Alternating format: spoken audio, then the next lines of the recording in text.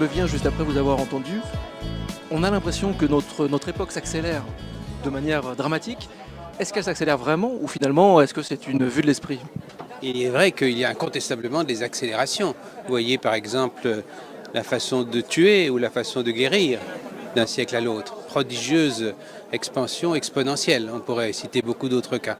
Mais ma conviction, c'est qu'il y a un entrelac de rythmes différents et que dans bien des domaines, il y a plutôt ralentissement qu'accélération. Je pense par exemple au rythme de la mémoire, la manière dont la démographie qui a beaucoup évolué dans un sens positif, fait que le souvenir collectif des événements se prolonge.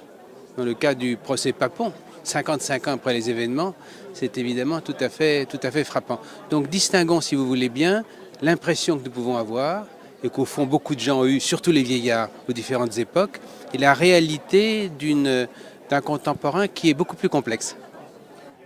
On a quelque part l'impression que l'homme est sans arrêt en mouvement, évidemment, sans arrêt dans l'action, mais ne retient pas les leçons du passé, et continue de refaire toujours les mêmes cycles. Est-ce pareil, est-ce une impression, une vue de l'esprit, ou est-ce également une réalité historique?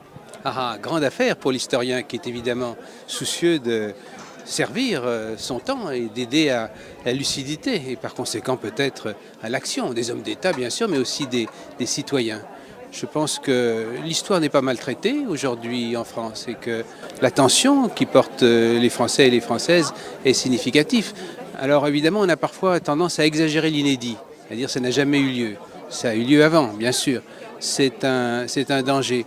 Et puis on a tendance aussi à dire, de toute façon, c'est fichu, l'homme sera toujours l'homme, le regard cynique sur les choses. À nous de définir une voie entre les deux comportements. Je crois que Clio, notre muse, peut y aider. Toute dernière question et je vous libère. Cette 17e université homme entreprise, que vous inspire-t-elle? Je ne connaissais pas cette université, je ne connaissais pas directement son décor, parce que quand je viens, c'est plutôt pour le festival de Pessac, c'est-à-dire du côté du château Pape-Clément. Magnifique décor et vin exquis. Et puis il y a l'ambiance. Il y a l'ambiance, l'accueil, la capacité d'attention de ce public trié sur le volet, la chaleur humaine qu'on mesure tout de suite. Bref, je suis très content d'avoir passé cette journée ici parmi vous.